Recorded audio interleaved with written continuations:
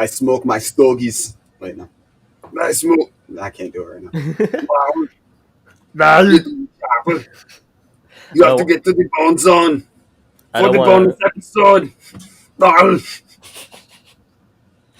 Do you remember how much time did you spend on Newgrounds as like a kid or like a Too young much. teenager? Do you Definitely. remember? Do you remember Arnold's Pizza Shop? No. It was a flash animation on Newgrounds. God, how old was I? I must have been like sixth grade, sixth, seventh grade, Yeah. if that. Newgrounds. At least for me. When did you start high school? 20, 2000. 2007. Okay, so same year. Yeah, right around like 2007 is when I stopped watching all I transitioned over from like all the flash animation, Newgrounds, e-bombs, Yeah. um, blah blah blah blah blah, to like YouTube content. Um, Yeah, that's about the same time. I started on YouTube watching like sketch comedy and parkour. But nice. Yep. um no, there was Breakdancing. Parkour. there That's was pretty. this there was this flash animation on Newgrounds um called Arnold's Pizza Shop, and it was it was just so bad. The animation was not even, but it was like, you know, welcome to Arnold's Pizza Shop. Um, you don't order the pepperoni, I'll fucking kill you. Or it's like, this pizza has 9 millimeter bullets on it. Like it was hilarious as a kid. I think about it now. I'm like, it's really not that funny That's at all. funny. But like I'm the laughing. I have um the sense of humor of a 5-year-old though. So that's true. Yeah. The range of internet comedy at that time was like not. oh yeah, it's like can you do a funny voice loudly with janky animation? Wow, we really haven't actually progressed all that much because like what is it? The good like 60% of internet comedy is just dude screaming or person screaming. You know, Yeah. Yeah. I was what was it? Shit. Do you remember Julian? Um, hold on, Julian Smith. No. Some like Do not know who that is. perhaps early YouTube. Yeah, I mean it's like 10 years ago, so like 2010. Okay. Um, yeah, videos like let me find it. Let me find it. Oh my god. No, I watched like Niga Oh, like hot Higa. Kool-Aid, Oh yeah, I do remember Hot Kool-Aid. Yeah, yeah, yeah, yeah. you know. I made a pot of Kool-Aid. You drink this right now. Like his whole thing was, I made this for you. See, I Uh, never. scream comedy, man. It's, Yeah, I never knew who made that, but I remember that video. mm-hmm. No, Uh, he's I mean, but he's got plenty of other stuff that's like really really clever. Like he's got this video called "With Child," and it's like two guys dressed as like knights, and or one dude's the knight, one dude's the king, and the the knight's like, the queen is with child, and king's like, why is she with a child? oh, There's this whole thing, and he's like, kill the baby, kill the child. And like he gets in this whole thing where he's like, doesn't understand that it's his kid, and he's like, nah, just murder this dude, murder the child that the queen is with if she's gonna get pregnant with mine. But um, no, I watched like. Do you remember like Niga Higa? oh yeah, dude, fucking everyone watch Ryan Higa. Yeah, like that's like the stuff that I watched on YouTube early. If it wasn't like um parkour, and then parkour transitioned to tricking, and then tricking transitioned to breakdance. Like the first thing I ever watched was like IBE 2005. Like that's what like got me into. It was 2005 Red Bull BC one. It was like a compilation video. It was actually really funny because I remember all of us. I've given no context for the us, which all was. But anyway, I remember showing that to like my kung fu team, and you know, we were like, guy's crazy. This is what like this guy kind of dances the same way that this person on our team does stuff. And at one point, um, I wasn't very good, just really just at the time. I got better, but like it was really funny because they were like, "Yeah, this one dude in all white and a bucket hat, he kind of reminds us of you." And I was like, "Oh, that's cool." And he's just kind of like wiggly, like lanky dude. And come to find out, that's fucking Lilu, and that was the year that he won. And I Oh, was like, I do martial arts the way that this guy does breaking. interesting. Cool. Lily was definitely like Nate's biggest influence as we came up, like Mm. through dancing. Like he I, almost modeled his style after Lilu. I wouldn't say that I model or tried to like model my movement style off of him, but I definitely really appreciated his attitude, and also his like packaging of movement. Like I don't Yeah, know, he it always seemed like his to me it was very punchy. Like he'd get to the point and then he'd be done. You know. yes, yeah. I don't know if I ever modeled myself after anyone. Anyone in the Philly b-boy community can tell you I never had power, any sort of Mm. it. But I definitely You like can pick really up liked power. Keebs. Like I really liked Keebs coming up. That was Mm. someone. Um, but I never was Keep like, this is the person I want to be like. You know what I mean? I don't think I ever had that. ah see I've wanted to be like Cloud and Casper and fucking Machine. Like those are like right off the top of my head. Three people that like I have very very much put an effort into not necessarily mimicking their movement, but like Yeah, trying to find whatever it is was the essence of why I like the way that they moved. You know. gotcha. Understood. Yeah, I liked like complex footwork, threads, stuff like that. I probably liked that because I didn't have power, Mm. and I remember being told this was in college. This was freshman year of college. We went to Atlanta for a jam. Deuce is Wild, and I remember being told by like an Atlanta dude being like, "Yo, like I love your style. Like where are you from? It's definitely not from Georgia." I'm like, "Holy shit, that's a thing. Like people can Hmm. tell, you know." Yeah. Um, oh man, yo, I just loaded up IBE '05, Oh God. dude. We've talked about this 1,000 times, but oh my god, like b-boy fashion back then was insane. Oh, indeed. Like this guy's got sideways hat, ba- baseball jersey, Hmm. um, cargo shorts, Chucks. I don't know. I don't think it's all. It's like not all that different. I'm trying to find a good quality one so I can also comment on this.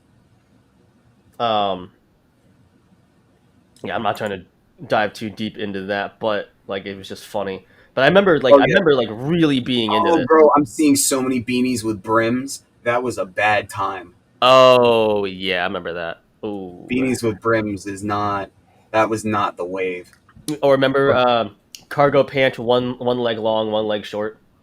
oh yeah, oh Yeah. yeah. You gotta. You always gotta have one leg rolled up. I missed that. That that that was cool. Um. But yeah, this was the beginning of the end for me. Mm. This is when I fell in love with like like Asian like Korean b boys because like the power was coming out of guys like Bruce Lee, Hmm. The End. I Yep. think this was like the first time Wing was in one. You know, um, Oh I God. think Yeah. yeah, like Taisuke and stuff. And I watched Red Bull and stuff too when that was around. Hmm. But yeah.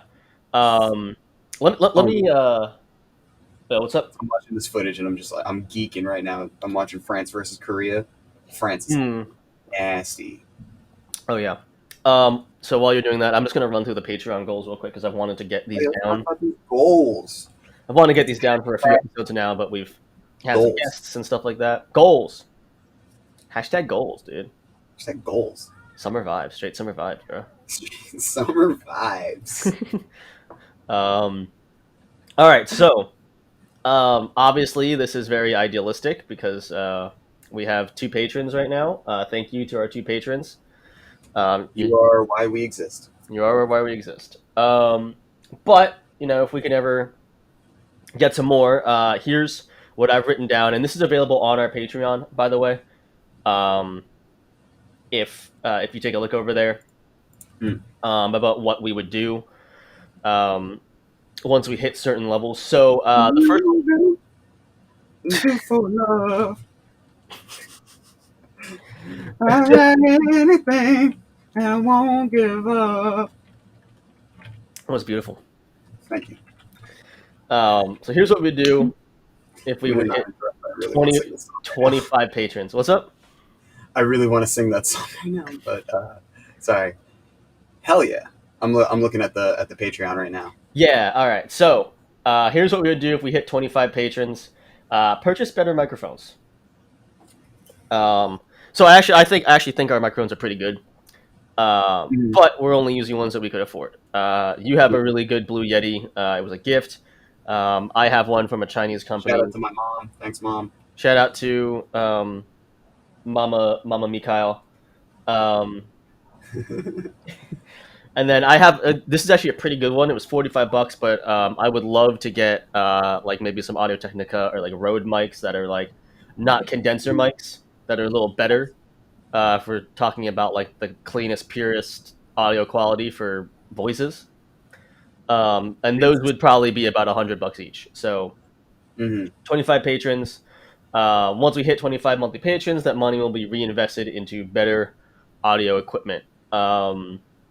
So 50 patrons, better camera equipment. So right now I am using a work camcorder. It's actually, very good quality wise. The reason why I use this is because I can plug it in and I can't plug my DSLR in.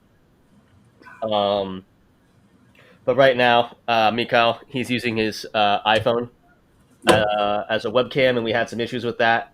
If you may have seen in our last episode with the venerable George Lee. Yep. We had some issues there, so he recorded separately with his iPhone, but even then, we've had issues with people calling us, quality, this, that, and the third.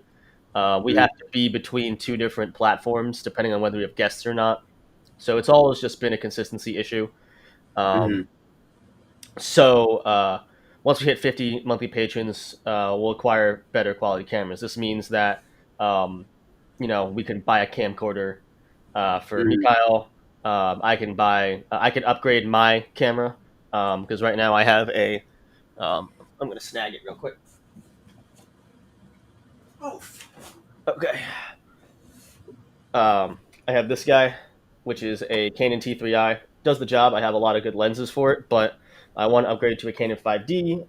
But for a Canon 5D refurbished body, that's going to be about $900. So, and that would be just for like my photo video work moving forward anyway. But I would also use it for this. Right. I won't always be able to bring a work camcorder home depending on what I'm doing. So, better camera equipment. 100 patrons, hire an audio engineer. Yes. Our current setup does the job. I have had audio issues, which is funny because I'm the film video background person, but I've had issues with just not going all in on equipment. Last episode, it sounds like I'm clipping all the time. What happens is I have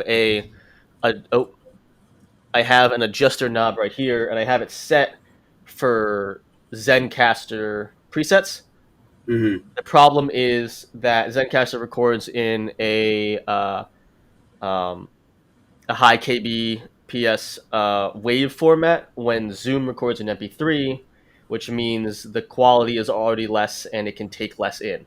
So I needed to turn it down, but there's no monitor for Zoom either when there's a monitor for Zencastr. So I didn't know that it basically sounded like my mic was in my throat. Right. So that was bad, and that was a a great episode because George Lee's awesome, and I just feel bad that like my parts just sound like trash. And I've had issues with mics in general. I bought a new one specifically because my other one was having issues and connectivity Mhm. issues and all that stuff. So my sound experience is not great. I just kind of know what I know, which is minimal stuff. So we would hire Mhm. someone whose background is in, uh, Audio sound, engineering yeah, and audio engineering, sound and podcasting. Mikhail has a friend You who, do. so She's very talented. She's got a lot of experience in a couple of different podcasts, being the audio engineer and also sort of a uh, you know third co-host, adding her commentary and whatnot. She's very well educated lady in both her field and just like regular shit. So we'd love to have her on and like have that third yes, perspective. yeah, and someone who can help me. Yep. Because I use Audition because it's built into the Adobe suite, which is great, but I know it's also not the best audio editing software out Hmm. there. Pro Tools is probably a lot better. Logic is out there, but Hmm. so hire an audio engineer. 500 patrons. Now we're getting up into the elite status right now, Hmm. um, but I think it's Super. good to have goals regardless. We would rent a studio space.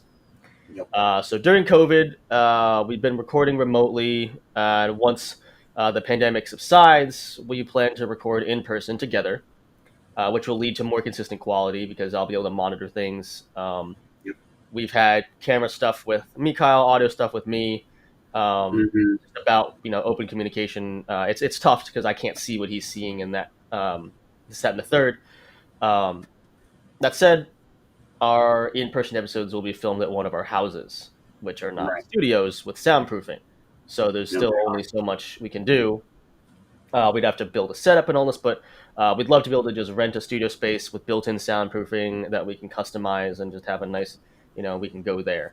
So we'll rent a formal studio space to record in if we hit 500 monthly patrons.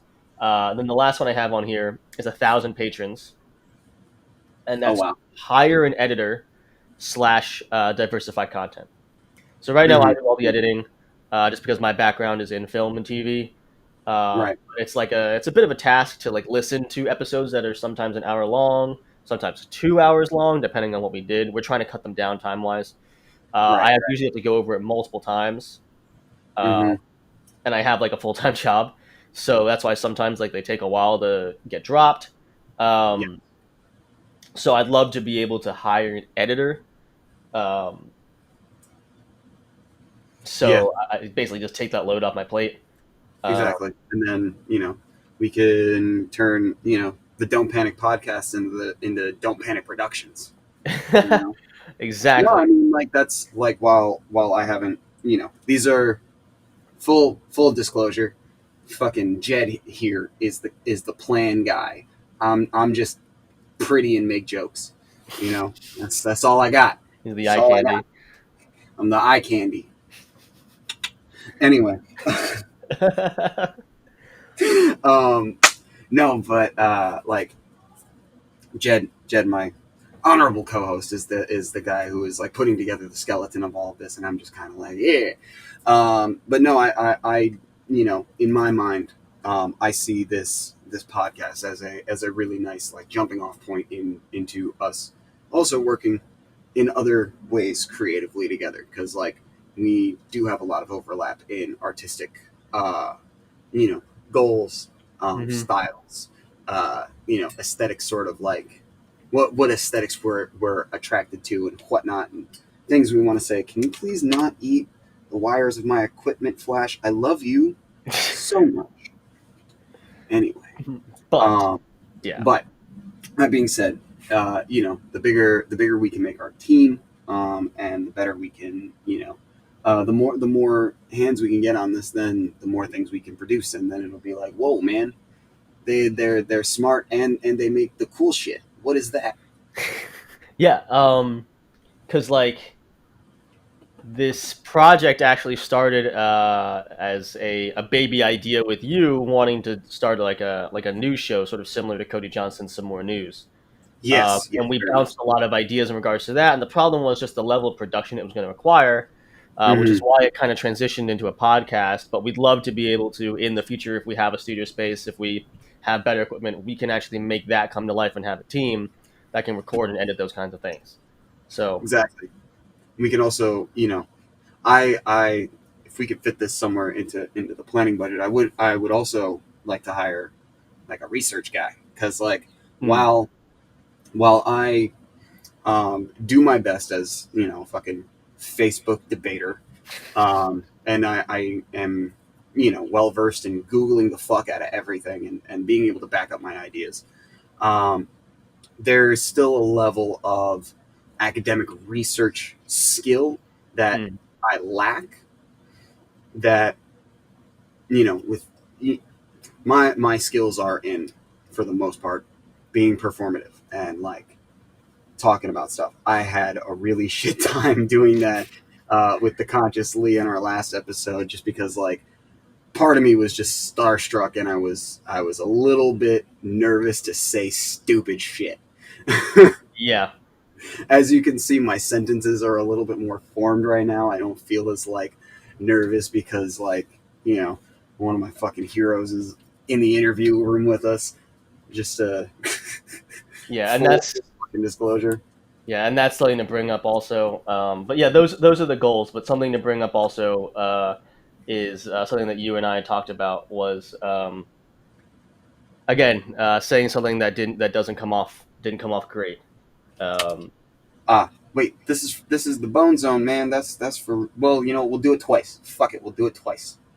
oh, I thought Uh we were recording a regular episode and then we were going to go into the Bone Zone oh, this after. is a regular episode. Yeah, well, we need a weekly episode anyway. Oh right. Wait. Oh god. I don't know what year it is anymore. Yeah, Fuck. it's going to be a long recording session today, unfortunately. Okay. But it's because we've needed to drop a bonus episode for our patrons, and we haven't done that. So we have No, to. that's absolutely fair, fair And and balanced. I See, know they're watching. I know they're watching the bonus content too because our bonus episode has quite a few views, oh and hell yeah, it's not available to anyone except for you, me, and them. So, nice. and I've only watched it once over, Same. so that Uh, means it's been watched over at least another like 8 or 9 times by other people. So, hell yeah. which means I know they're watching, which means we have to give it to them. But yeah, no. I figure if you're talking about not wanting to sound stupid in front of awesome George Lee, that's something that I did. Oh yeah, yeah, yeah. That. Um. So we had a small thing that I wanted to address, and then we'll get into it a bit. So Jed made a comment about house slaves and comparing them to Candace Owens and grifters of today. And while Mhm. I think that the point got across and it didn't really mess up the flow of conversation, I thought it was well worth taking just a quick minute to address the sort of faux pas and the almost like just it's a bit harmful, right? Yep. Because it's not quite, well, obviously, uh, when you look at the dynamic. Sorry, I'm trying to formulate this in my brain. Anyway, when you reduce the dynamic of the house field slave situation to these people are trying to get a better one up and over these people Hmm. situation is at, inadvertently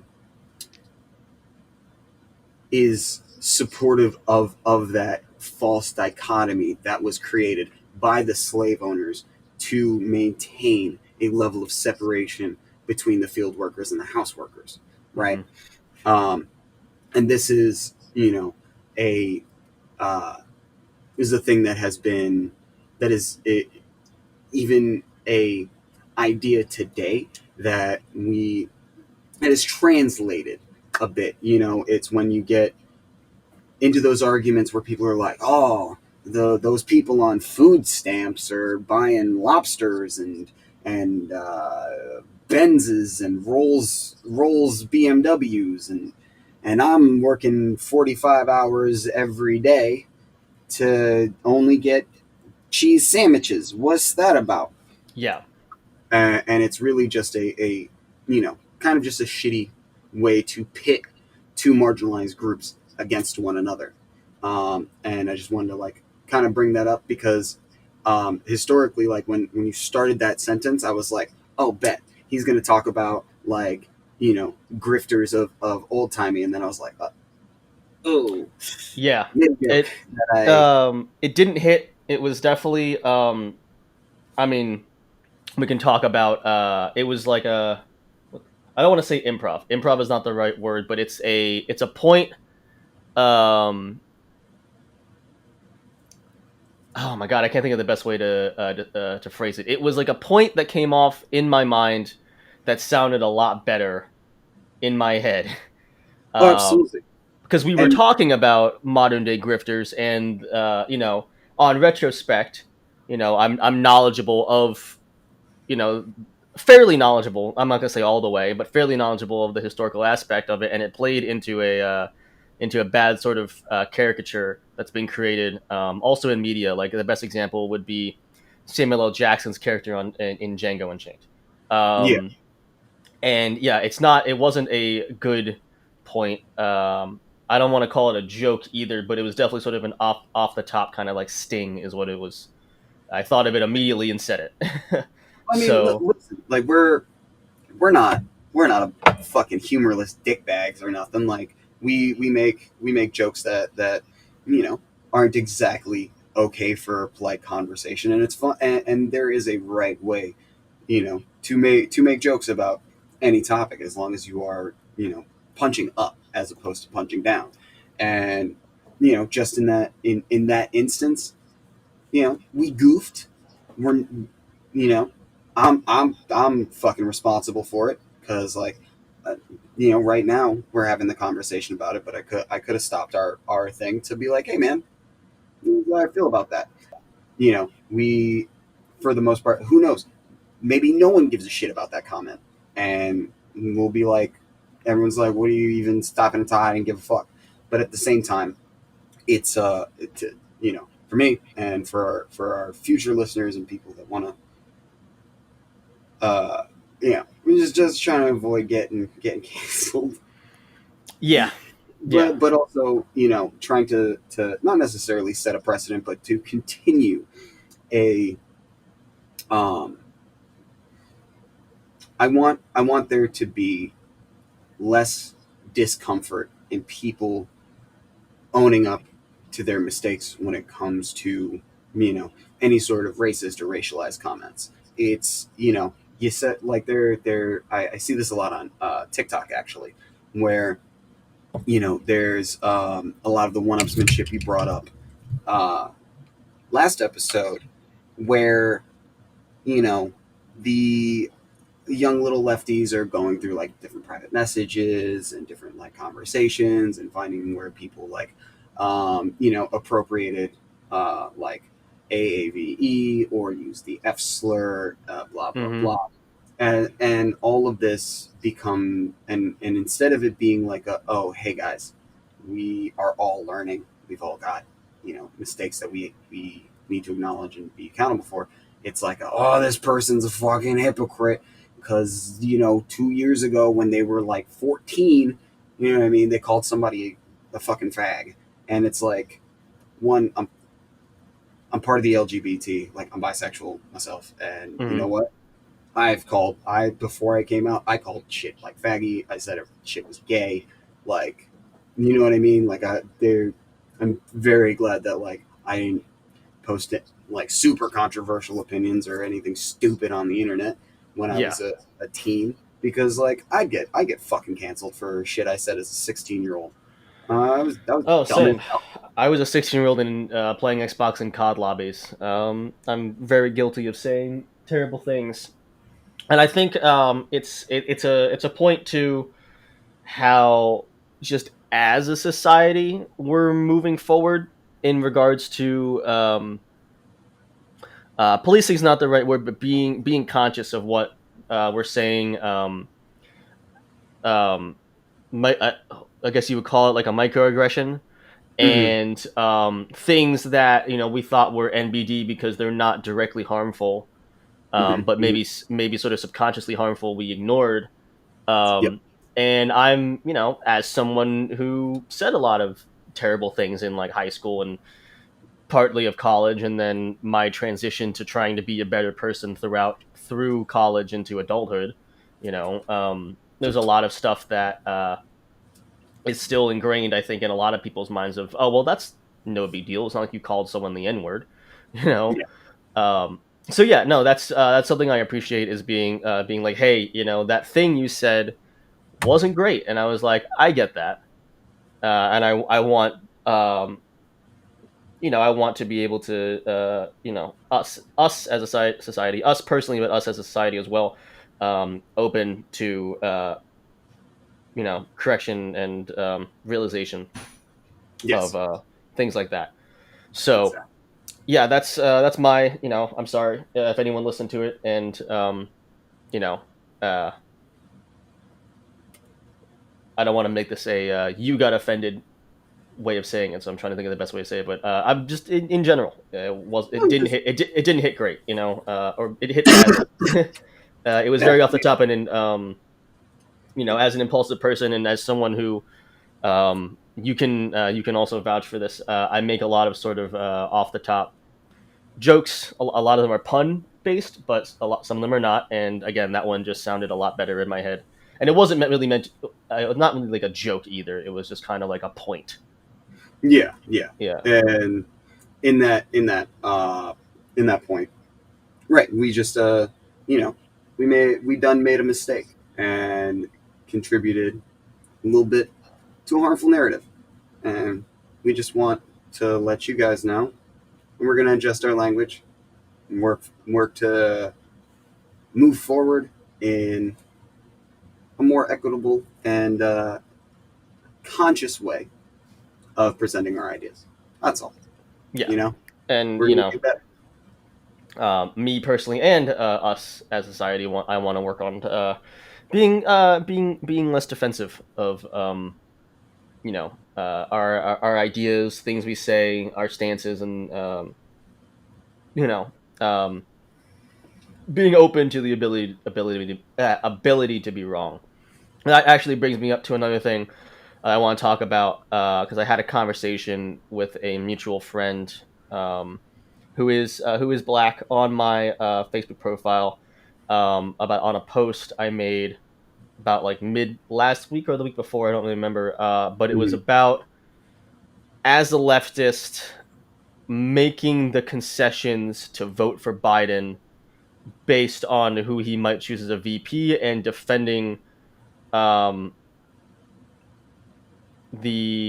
defending our like progressives, what's the Supreme Court, because Mm-hmm. if Trump gets reelected and he assigns a conservative Supreme Court justice, Yeah, then to argue. we could look at backtracking on marriage equality and a lot of things that we've achieved over the past decade. Yeah. Um, so I made a post basically saying that a vote for Biden is a vote Mm-hmm. for uh, his VP, Right.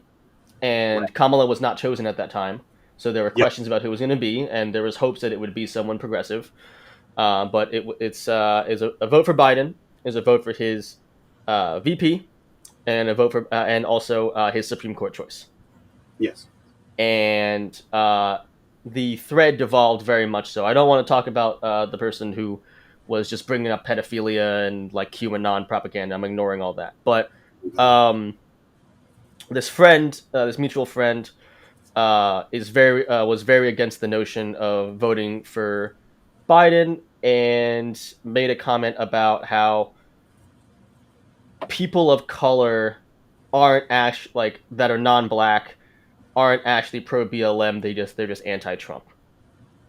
Mm. Um, and I got very defensive about that, and because I'm like, look, dude, like, I've been for BLMs before Trump was president. I don't know how you can make that kind of comment, you Mhm, know.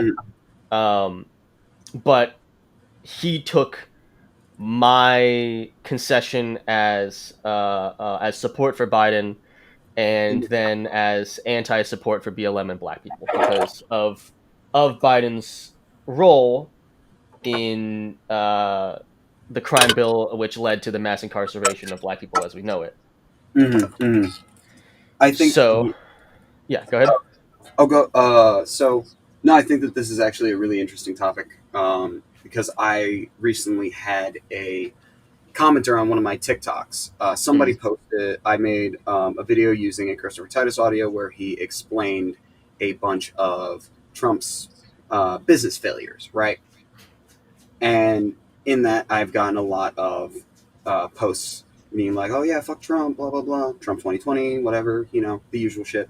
Somebody posted with a bunch of American flags with way too much excitement. Biden Harris 2020, Harris 2028, and I was like, mm. one, Joe Biden is a one-term president. He Yeah. definitely has said that. Two, Dial that back a little bit. dial that back, dial that back. So Yeah. I responded to this comment with a video. There's an audio that goes, "Yo yo yo, never say those words again." And so I responded to that. Mm-hmm. And so a bunch of my commenters are in there. They're talking about, like, some of their gripes and grievances with Joe Biden's record, with Kamala Harris's record, and they're all coming from the perspective of, like, I'm a person of color, I am Mexican, I am X, Y, and Z. This is how these things are going to affect me materially, and how they have affected me materially over, the course of whenever these people were in power, right? Mm-hmm. Mm-hmm. And the tendency, or the response that I saw that garnered a lot of issue, and I think what we can take away from this, as lefties, is, there was this kid. He kept coming in and he's like, "Listen, man, harm reduction, bro, harm reduction." He basically was just spitting vouch talking points, which at a certain point, like, I've done myself. I think Vosh is a vouch, Vosh, whatever, Vosh, whatever. Vosh. I think he's a smart guy. He has great points. Mm-hmm. But I definitely can see where a lot of people would find that there is something missing uh, to address and at least show that you are hearing the concerns of, groups who are outside of like, the fucking white male leftist perspective, right? Because this dude, Mm-hmm. Mm-hmm. some little white dude, and he's just like, "Dude, harm reduction, like, there will be less drone strikes, there's going to be, less caging of kids, blah blah blah." And it's like, well, kids being caged started with Obama Biden, right? Like, we can't deny that. It got exacerbated through Trump, but it started with Obama Biden, and that's not putting confidence into the voting base of people who were directly affected by those actions, right? And these people are explaining that, and instead of, like, being like, "Yeah, that's a you know good criticism. Let's continue to bully these people so that, you know what I mean, continue to push our ideas onto these politicians so that they represent us, um, before they get in office."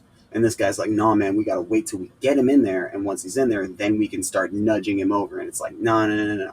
We need to be critical, honest, and accountable for the damage that these politicians have done to different communities, so that we can then have the space of people who, or we can enter the space of people who are trying to be heard by Mm-hmm. hearing them, and then being like, "Hey, check it out. I understand that guy, dude, sucks and has not helped you out at all. I get that. I'm not excited about it either." We're all settling. Like, that's the thing. Like, we're all fucking settling for Biden and Yeah. pretending like we're not settling for Biden. And, like, the the shit the sandwich that has a little bit of dookie on it is objectively better than the full shit sandwich we have right now, but there's still dookie in that sandwich. Yeah. I wanted to. The reason I brought this up is I want to talk about how it's sort of a complex situation, the conversation that Oh, happened. absolutely. Because on one hand, it's a black person telling a non-black person, "This is racist. This is not good for black people." And I think I I reacted defensively Yeah. because he made a comment about non-black people, Mhm. me specifically, and then other non-black people of color being pro BLM, not for black people. Mhm. Mhm. And I felt insulted by that, which then led me to not take the conversation in a good direction. I was kind of patronizing, which is not something you want to be. Nope. And you have to be a little more open to stuff like that. We did settle at the end, and he was like, "Dude, like, we're fine. I misread your comment, and you're not pro Biden." Like, he even thought that I had some past pro Biden statements, which Mhm. then we clarified, and he was like, "Okay, I got you confused with someone else. My bad." So it's Like that. fine. Like, we're good, we're cool, but we, just I brought it up because of the way the discourse went down. Because, like, on one hand, when someone who is black tells you that something is racist, you should listen. Yeah. Um, but then also, I think that generalizations about other people of color. I'm thinking the best way to word this. Generalizations about other people of color is also harmful. Oh, Um, absolutely. And I think so. I think that this ties a bit. I'm gonna keep tying back to fucking Lee, but it yeah. does tie back to something Lee said, and it's like the idea of like whiteness is pervasive, right? Um, and it absorbs people outside of just white people, right? Hmm. And when you look at the totality of racial uh, disparity and discrimination, there is a pattern of accepting either outright or through the model minority myth, bringing people into a place above black folks, right? Hmm. If you look back, like if you look into the history of fucking what was it, the neighborhood of 5 Points in New York, um, that was a multiracial, you know, like lower socioeconomic area, right? Where like Hmm.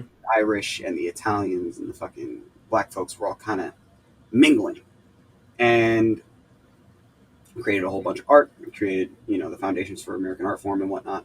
But all that being said is, before we considered Italians, Polish, Russian, anything that wasn't WASP, white Anglo-Saxon Protestant, as white, Hmm. you start to see those sort of like the othering of black experience, othering of the relationship to um, poverty in the same way that black folks do. You know what I mean? Hmm.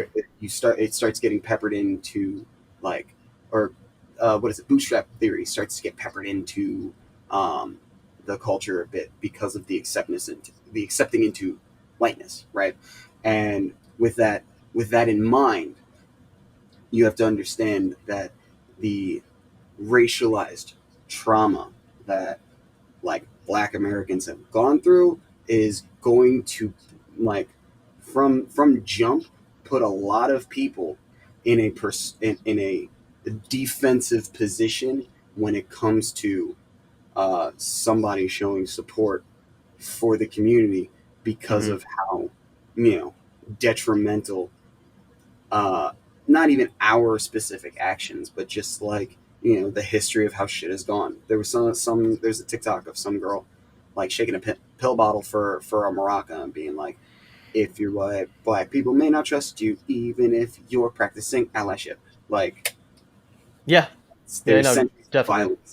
violence, that it's generational, and that's sort of a level of like insecurity that we are just going to have to deal with when it comes to having conversations. I mean, myself specifically, you know what I mean, having conversations with people of like, different communities and whatnot, because I myself hold a fair amount of privilege being, a white dude in America, and like, who knows, I could just be saying all this shit just to seem cool and like seem, Yep.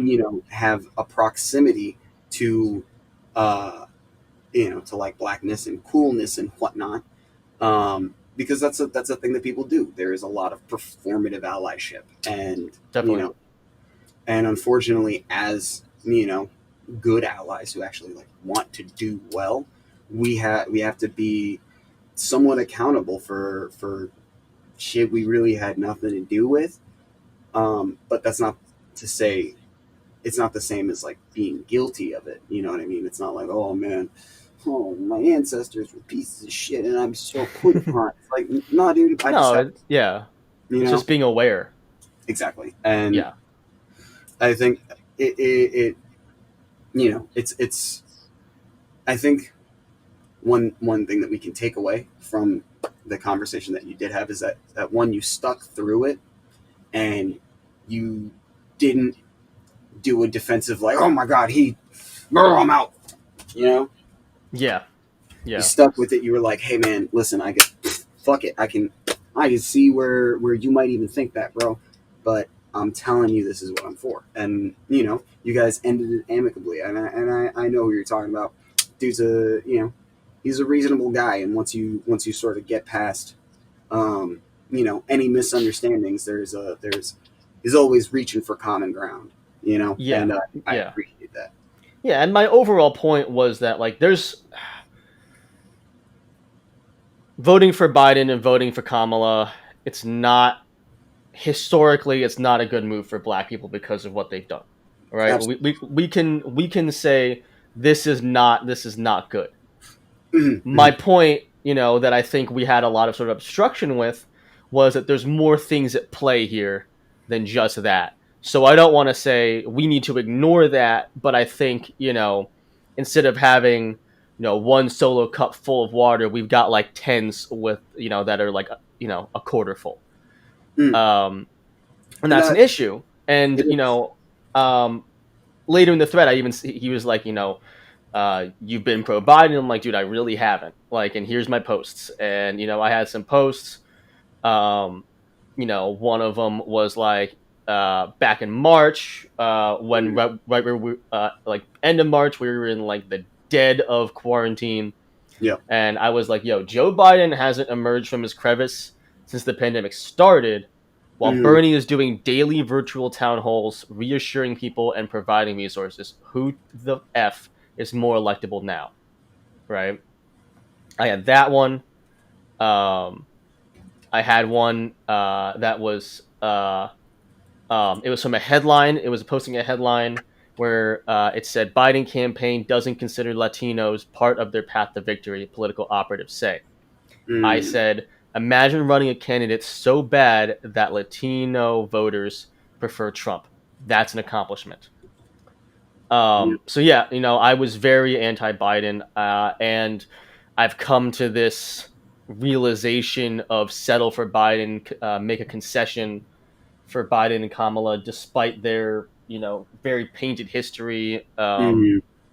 as far as anti-blackness goes. Because over the past month and a half, what the Trump administration did in regards to federal agents, what they are doing right now in regards to USPS, what he is doing in regards to attempting to push back or even cancel the election. Mhm. I think we're so dangerously close to falling off the cliff of fascism that we need to take a step back to stop doing this kind of whoa waving our arms because we're at the edge maneuver. Yeah. We need solid ground first. And unfortunately, this is what we're left with right now. We could have had a Bernie Mhm. ticket. He could have run with someone very progressive of color, like Yep. AOC, who Yep. is a favorite among Gen Zers who are of voting age and millennials. Like, that could have actually been a powerful ticket. She's a Yeah. junior senator. She's only been a senator for like a year or 2 years, Yep. but she's very popular among young people, ages Mhm. 35 and younger. Yeah. Um, we could have seen Bernie and like Tammy Duckworth. We could have seen Bernie and who knows, right? We Right. could have had a Right. progressive ticket, but instead, when we were driving home with the DNC and we asked for, can we stop for progressives? They said we have progressives at home, and this is what we ended up with: is Biden and Yeah. Kamala. Sorry, Kamala. I Mhm. don't want to pronounce her name wrong. Um, Kamala makes me think of her with a camel body. I think Camel it's like I that. think pronunciation wise it's Kamala. I think Um, so. yeah. Yeah, I No, think so. it's Kamala. I'm pretty sure. Yeah. Yeah. Yeah. So, yeah, I've reached this point of just concession, Mhm. where this is what we have to do, and we're leftists. You've told a friend that I'm a little bit liberal for your taste, so I'm probably not as far left as you. I'm still making the transition from liberal, but yeah, that's just where I've reached, and I think that we agree on this as sour of a taste it leaves in our mouths. Yeah. It's not like ugh, even like in the last like couple of months where Corona has pushed me much lefter than I thought I'd be. Um, to the point where I'm like, man, fuck Bernie, fucking bitch. Um, just because like I definitely I he could have really sacrificed his Senate seat for a chance at the presidency. He really could have, and he Yeah, didn't. Which to some to some observers is maybe a tactical move because it means that he can still affect change, and that's good and great and all. And I cool. I also think that he should have been a fucking pit bull this entire time. He hmm should have been Joe Biden. I swear to God, if you sun down in front of me one more goddamn time, I'm gonna crack you in the mouth.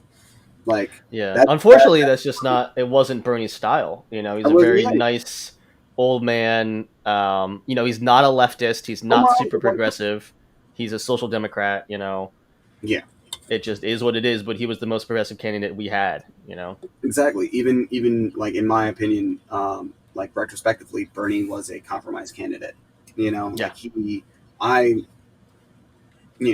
I, what I want for this country will not happen for another like 100 years or so.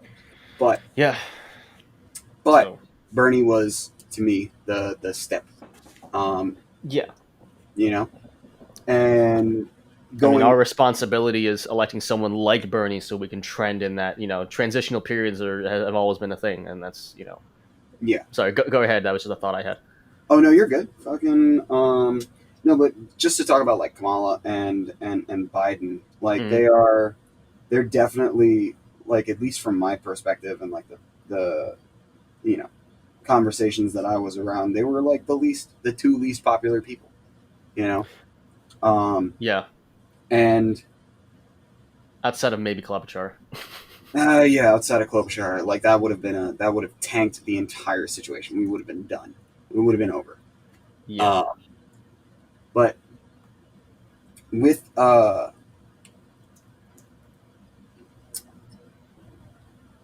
yeah, with all that being said, like if you do look at like some of their plans, they are being influenced more by progressives, and it's a grand old thing. and Um, I think they have to. I think they have to because they recognize well, it's becoming where a almost lot of our voting generation is and where we sit politically. And mm, if they want a shot at the general election, mm, because I mean, we've been trending right for so long that yeah, like if they want a shot at the general election, they have to appease to our side, yeah, to people like you and me who are of voting age and people that are younger. Like there's a lot of leftist Gen Zers that I yeah, see on TikTok, way more than righty Gen Zers, honestly. mm, And I think that's just a generational thing as Gen Zers. millennials, we got to live through 2 recessions. Yep. Um, we're adults with kids who sometimes have jobs, sometimes don't. But Right. you have this sort of like economic and social nihilism among Gen Zers who are now graduating college and go in high school and stuff like that. Hmm. Where they're like, "Yo, millennials, like if you thought the world was fucked for you, what about us?" Right. You know. Yeah, and that's kind of the reason why I'm a leftist, because I'm like, dude, this shit's ass right now. The Yeah, dude. nonsense that I have to go through, that like that so many people go through, with like their work experiences, is like is so bad. It's If every I ran on a leftist platform as a candidate, my slogan would just be "bruh." bruh. Look at that. Mine would be, look at this. Look at this. Gestures, just gestures at everything. Yeah, dude, King Lin 2024. Bruh, just look at this. Bro, what the fuck? Bro, what the fuck? Hey, something I want to do is actually go over Harris and Biden's platform. Don't make me do this. I don't want to talk about nuclear. Nuclear, you mean? Nuclear? Is it nuclear? No, Nuclear? no, Nuclear. it's nuclear, but George Bush was Oh, yeah, famous for you said saying nuclear. nuclear. Nuclear. Yeah. Right, right. Oh, fucking. Yeah, Because, all right, the reason why I want to do this is because I messaged you the other day and I was like, yeah, yo, is it bad? Like, is it wrong that, like, as a leftist, I'm looking at Kamala Harris's platform when she was a candidate and just being like, yo, not that bad, you know? yeah. Like, is this. And you said, no, it's pragmatic. It's, just being like, look, these are the things that we can feel good about voting for them because we're not feeling great about it. But these Hmm. are the things we can feel good about. Yeah. Um, so I'm gonna make it very fast. But like, one, capital punishment, death penalty. She wants to abolish that. Hell yeah. I Hell used as a shithead liberal. I used to be on the fence about death penalty. I'm against it. Um, yeah. just because of the off chance that we execute someone who's innocent. Yeah. Hmm. There's no coming back from that. No, there isn't. And that's, uh, and the fact that there's a lot of statistics out there that suggest that the majority of prisoners we have right now are not in prison for the crime that they supposedly committed. You know what right, I right. mean?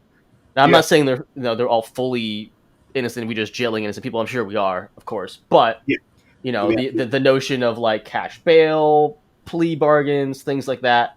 You know, our justice system has not been good at um, enacting justice Yeah.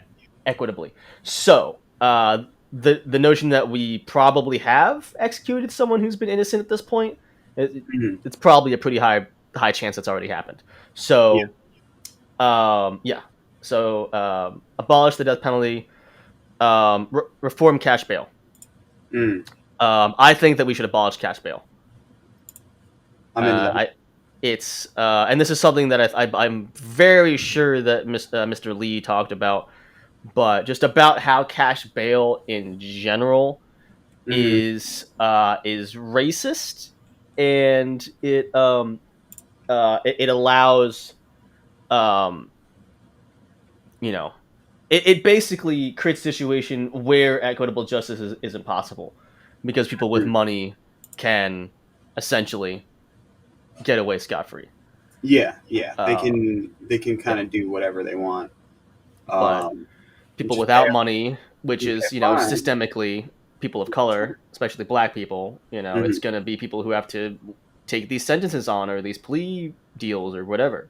Yeah, So I'm glad that she's not pro cash bail, right. but she's reforming on abortion. And I think that's the whole like liberal versus leftist thing right there. Hmm. Um, she wants to eliminate mandatory minimum sentences. That's beautiful. See, and she also wants to abolish private prisons. which is, I think, very interesting contrast wise with her role as a DA, Mm-hmm. sort of enforcing the crime bill that Biden co-authored. Right. Right. That really sort of gave this power to the prison industrial complex. Yeah. So I think that's very interesting. Yes, it is. My ceiling is making noises. It's Um, weird. let's Um, see. Yeah, sorry, go on. So she wants to abolish private prisons. That's a pretty left-sounding move. yeah. Um, I like that. High ask. I wouldn't. Now here's the question, because it doesn't expand on that. Does this mean expanding on public prisons that the government then benefits off of instead of private corporations? Don't Hmm, know. I don't know. There's no answer in there. right. But the notion of abolishing private prisons, which is step one in taking down the prison industrial complex, I think that's good. Yeah. So on the surface, things surface level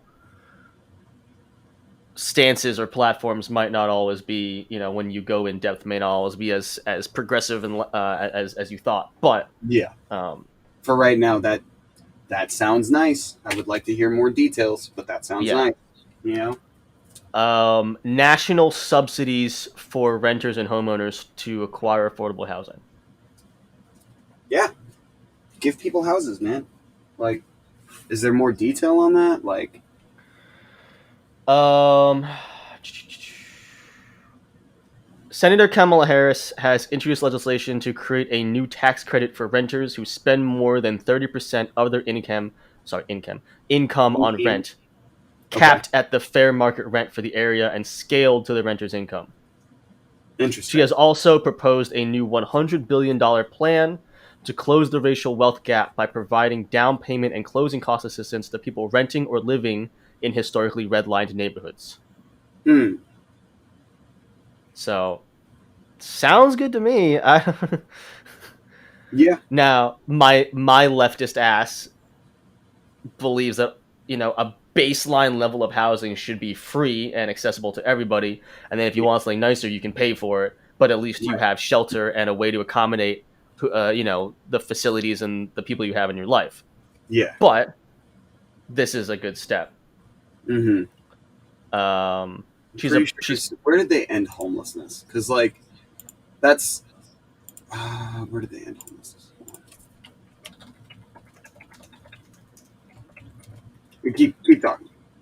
oh yeah. I think Finland is the one who did it, but Mm. she wants to raise the minimum wage to 15 an hour. I think that's a good step. Minimum wage should really be like 20, 23 an hour at this point because of We where should we be are cost asking of living higher. wise. Yeah. Mm-hmm. But better than 725 is fine. Is good with me. That again. That's a liberal thing.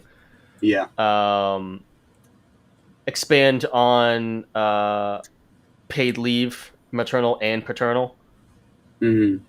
and we should. And then she wants to study reparations for I Black don't like people. that language. Yeah, I don't know specifically what that means. It might be performative. Yeah, that sounds like Um, performative nonsense. Oh, we're gonna yeah. study reparations. Here you go, dude. Go take a ninth grade history class. You've done all the studying you need.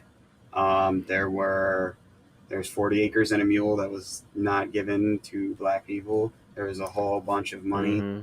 that was given to slave owners, former slave owners, for economic troubles. Don't understand why they got the value of the labor that you didn't do. But hey, man, That was the beginning of the end. That was capitalism and CEOs right there. you're She shares platform on college with Booker, Buttigieg, and Gillibrand, where that they want to expand federal aid so students don't have to take on loans, but they're not pro making public college just entirely tax funded. I think that that's dumb. Yeah. Education is one of the most important things for solving a lot of our issues, and this sort of this feels like a setup for just another round of student loans that are gonna gonna drown people again. I don't know, but who knows? It doesn't quite sound. Doesn't scratch the itch. It doesn't scratch the itch that makes me feel like something not Yeah, great. it's some nice liberal words for something that might end up being pro-state.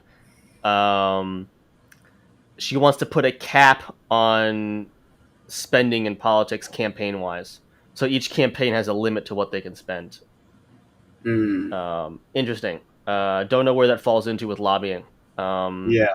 but that's interesting because you look at someone like Bloomberg who can spend, God, what was it, like 700 billion on ads? Yep.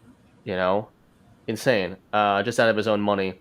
Um, when he could have spent that on something else besides, you know, a losing candidateship. She wants to abolish electoral college. Well then. Well then. That I can get behind completely. I think that one of the best things that we can do is transform our voting process. I think that what was it that ranked choice voting is a lot better than the winner take all sort of system that we have. Yeah, Um, I think that that's and abolishing the electoral college is a step towards that. So let's fucking do it. Hell yeah. yep. So Kamala that Kamala sounds like a sandwich with like just the littlest bit of dookie in it. Just a little bit of dookie. it fell on some dookie, but you were able to brush the dookie off. You can you don't notice the dookie until you get home and then you're pooping and you're like, whoa, I'm pooping dookies. I'm I'm pooping dookies. Um, yeah, that's like the major stuff. She's very liberal in the sense that she supports a ban on assault weapons. That's a legal term, but whatever, it is what it is. I'm not Um, I'm I'm not big on that. yeah. I mean, I believe she was pro mandatory buybacks. Mm-hmm. Um, I'm still very on the fence when it comes to gun control. Um, Leftist me, everyone should be armed to be able to fight tyranny. We're seeing tyranny right now. Gun Yeah. control has historically hurt people of color, especially black people. Yep. The NRA supported gun control when it was the Black Panthers that were arming themselves to defend their neighborhoods against white supremacists. Yep. So I get that. The other part of me is like, we have to do something about like the rampant, uncontrolled ownership of guns. Mm-hmm. Gun control in regards to stopping gun violence works. The like Maryland, everyone likes to point a finger at Baltimore, but Maryland has some really tough gun control laws, Yeah. and I mean, they work. Maryland per capita when it comes to gun violence statistics Mm-hmm. is the second safest state in the United States. No shit. Yeah. Number one is actually, I believe, New Hampshire. Ah, Shit. It's one of those like more northeastern states. gotcha. When there's a It's lot not of safe if you're a varying. King character, but What's up? I said it's not safe if you're a Stephen King character, but Oh, yeah, yeah. The fucking the plot of what's that one where the writer gets in a car crash and then his like oh, Misery. obsessed Misery. There we go. I was gonna say Silver, but Misery. Yeah. So, Yeah. Um. So yeah, that's me on gun control. I look at things like mass shootings, especially something like the Newtown shooting. Um, having a young child in my life. mm, Just the fact that something like that can happen. I look at it as like we have to look at whatever way there is to prevent that.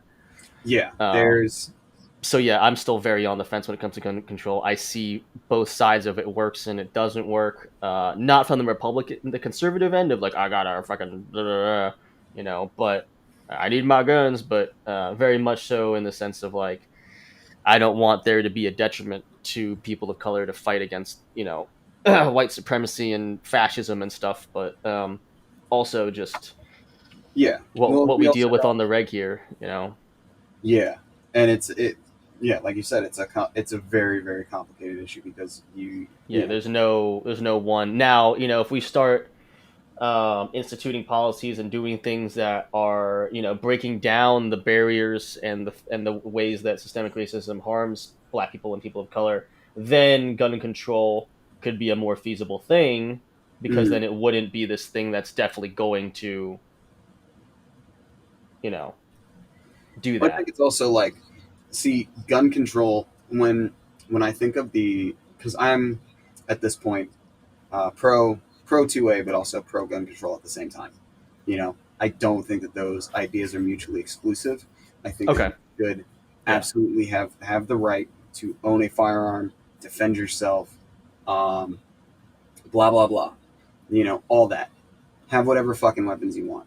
All that we need to fucking know is your criminal history, your mental health background, and there should be.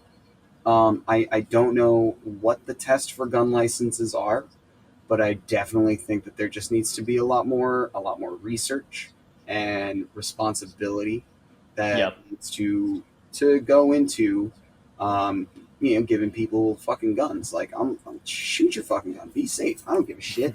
You wanna go out to a field and shoot cans, bro? Go do that. Do Do that shit. Yeah. do that shit, bro. Like that's all you. However, you really shouldn't. You shouldn't have a gun if you have like history of violence against like animals or setting shit on fire or like you know maybe Yeah. every couple of months we do little like what if the NRA like the NRA not the NRA better gun thing like had say your local gun shop does wellness checks, right? They got a list of all the gun owners. Every like Thursday they just give everybody a call. Boop, boop. Hey man, how you Yeah. doing? Just got your standard mental health check questions. Gotta see if you're doing all right and making sure you're good. Is your gun locked up? Send me a picture of that. Oh, that's beautiful. Thank you. Everything up to code. Thank you so much. How are you feeling? A little down? You want us to send you a social worker, someone to talk to you? Guns are for defending your home, not for fighting the bad thoughts. Yeah, that sounds great, but then the issue you run into there is, well, that would mean there needs to be uniform practices. That's national regulation. Right now, it's left up to the states, Yep. and that's why you have varying gun laws that break down even into county Mm-hmm. or city, because every state legislature determines how much power the localities have. In Georgia, Mm. like we were talking about with Brent and Yanni, is Yeah. the localities have more power combined than the governor does. Gotcha. In PA, that's not the case. The localities do not have more power than the governor. Mm. Um, but yeah, that's that's an issue we run into, and then Yeah. that's going to be your whole oh well, if you're giving the federal government all the power, blah blah blah, so What about my states' rights? states' rights. But You mean states' rights to slavery? Fucking. All Anyway. right, I'm just gonna say these real fast, and I want to go on to the next subject, and then we'll close out this episode. Yes, sir. Um, real quick. No restrictions. Few limits, if any, on abortion. Nice. Um, Pro Medicare for all. Bada bing. That's great. Repeal the statute on illegal entry. Rethink like how we provide asylum and path to naturalization. Pro DACA. Uh, Anti building the wall. Um, pro boosting infrastructure toward transportation, i.e., national high speed rail. Legalize marijuana. Scrap all past nonviolent drug convictions, Whoa. which is like, whoa, that's a turnaround on what she did in California as a DA. But But she believes that all past nonviolent drug prisoners should be freed and then have those convictions wiped from their record. hell yes. Hell fucking yes. See, Uh, that's yeah, really like all right. This is This is the shit. This is the shit people need to bring up. Don't call me. Come on, bro. No, but that's a fucking That's see a big one. huge move. And I personally, I really want to believe that that is the case. Her history Yes. says otherwise, but if that is the case, and she, maybe she's on Twitter and seeing everybody drag her ass for the nonsense that she's done, and I want Yeah. to say to all the internet, Twitter, TikTok bullies, keep it up. Keep Keep it up. bullying Kamala Harris. Keep bullying Joe Biden. Just send them a tweet right now. Find where their offices are. Their information is public. Leave them a Yeah. voicemail. Listen, hey, dude, yo, I love that nonviolent, expunging of record shit. Do that shit, you fucking loser, and then hang up the phone immediately. This is a conversation I had with my friend who was a CJ major, and because now that me and him have talked about Kamala, I mean, he's into everything about her except her ban on assault weapons. Mm, Because because he was CJ, and he's like, dude, she was a DA, like that's his whole thing. yeah, And so we had a conversation about it. He's like, I understand, why people are, against her because of that, and her roles in that, and he understands the racial disparity in criminal justice because it's what he studied, and he's very pro BLM and all this stuff. yeah, He's like, but when you're a DA, that's your job. And I was like, we had this conversation about the whole like Nuremberg defense, like, dude, just doing your job is not a yeah, defense for like committing atrocity. And he's yeah. like, but that is the role of a DA. So While is it feasible that she could change her stance on that? Possibly. yes. So that being said, I want to sort of counter the. I wish I could be arguing with your friend right now, but I will argue with. Yeah, he's not going to come on this podcast, but yeah. I'll argue with his. Here he is. You can't see this right now, Jed, but my hand is him. Yeah. Okay, cool. Gotcha. Just did you draw a little face on your This is a little. Whoop, on whoop. your eye and your thumb? Yes. Put put a face right here on this hand. Anyway, Okay. so hey, bro. I totally hear you. Yeah, a DA's job is to enforce the laws. But if you were to look at like a DA like Larry Krasner, right, Mm-hmm. he sees a lot of the prison the disparities of the prison industrial complex and how that has unfairly affected the black population of Philadelphia, right, and it has put a lot of people in jail for a very long time because of the mandatory minimums. I actually have experience with this myself. I had a bench Mm-hmm. warrant when I was a freshman in college. I Cool. had gone out, was spray painting with a friend of mine, and we got caught. We got put in jail for a night. We got our court dates, went to court, and then we like left halfway through. We didn't quite finish the whole thing. We were done. We didn't realize what we were doing. Um, Mm-hmm. I get a call from my public defender, and she says, "Hey, listen, you got a bench warrant. No fucking big deal, man. You just got to go in, get another court date, and then you'll be all good." Mind you, we had a much more right leaning DA and a much more right leaning governor before Tom Wolf. Who was it in PA? Oh. I don't know. Doesn't matter. Regardless, he was a tough on crime governor, tough on crime DA. I was going to be in jail for a year and Tom a half. Corbett? Huh? Tom Corbett. Yes, that one. Tom Corbett was all like tough on crime and whatnot, maximum fucking mandatory minimums, whatnot for everything. So I go in there thinking I'm going to get a new court date. I actually end up getting shipped off to CFCF, Ooh. which is a correctional facility in like the north part of Philly. And my folks had to bail me out. But that's the sort of extra punitive measures that the tough on crime people are doing. Like I didn't really do shit, but I was Yeah. about to spend a year and a half in jail. And your parents were able to bail you out. That's not all. That's not always the case. Yeah, So, and it's not yeah. always the case. No, absolutely. My folks had the money and the time to help me out in that situation. Not everyone has that.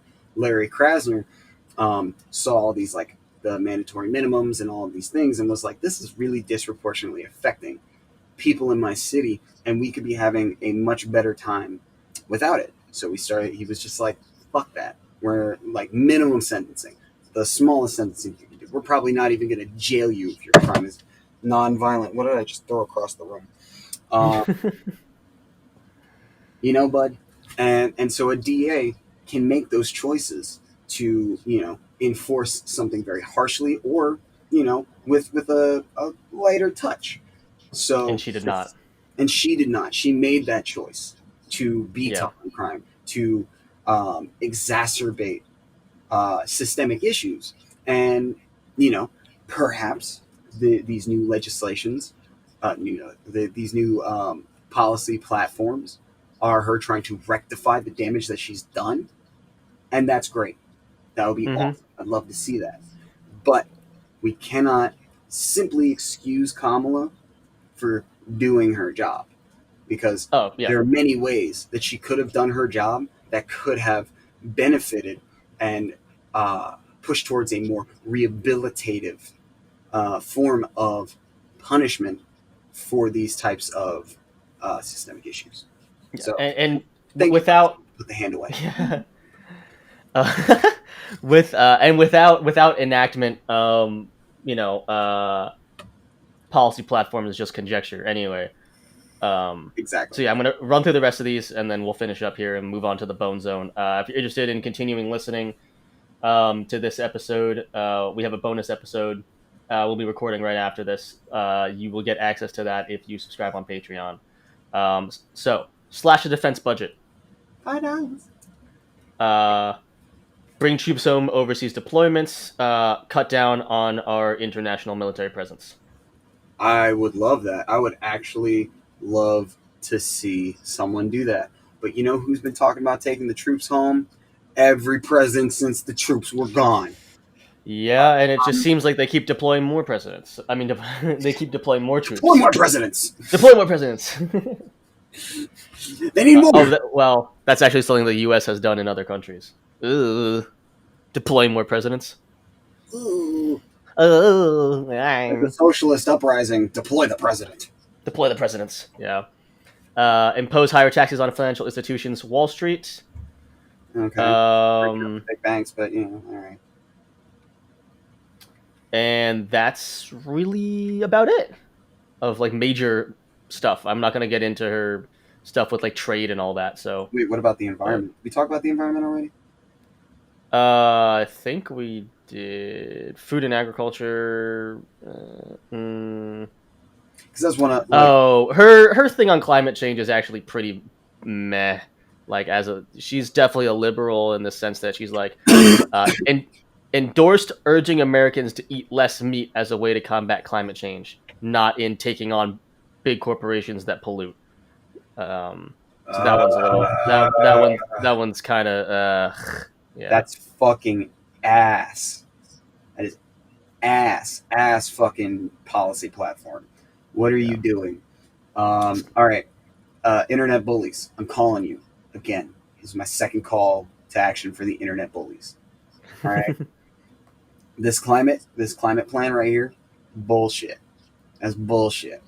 If you are going to sit there with your whole chest and blame the individual consumer for the damage that the major corporations are actually doing to our environment, you are missing the fucking point, and you are just going to make life harder for the working man, and fucking big old oil boy is going to be like, big old oil boy. Big old oil boy. He's gonna be like, oh yeah, they're just gonna tax me a little bit. I could just lobby that away. Give me a year, I'll lobby that shit away. It's too soft. It's weak. It's little dick energy. Like, oh, we're gonna try and do what Peter does and tell you to be vegan. Like, it's being afraid. It's being afraid of taking on the big guys. No. Yeah. So bullies, internet bullies, keep bullying Joe Biden, keep bullying Kamala Harris, keep bullying Jake Paul. Yeah, Um, bully the shit out of Jake Paul. bullied the shit out of Jake Paul, who is in a lot of heat right now. Anyway, we'll talk about that in the Bone Zone. But Bones on. yeah, all right. So this is the Don't Panic podcast. Thank you for listening. Please, if you can, support us on Patreon. Don't Panic Podcast. Patreon.com/Don't Panic Podcast. This has been a free episode. If you want access to the bonus episode or you want episodes a week early, patreon.com. Patreon.com.